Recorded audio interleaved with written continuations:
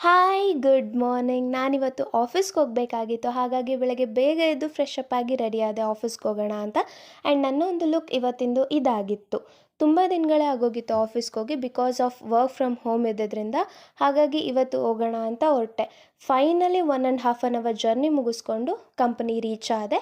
And on the way Monika ಕೂಡ ನನಗೆ ಸಿಕ್ಕಿದ್ರು. ನಮ್ಮ ಕ್ಯಾಬಿನ್ ಫಸ್ಟ್ ಫ್ಲೋರ್ ಇದ್ದಿದ್ದರಿಂದ ಇಬ್ಬರು ಕೂಡ ಒಟ್ಟಿಗೆ ಹೋದ್ವಿ.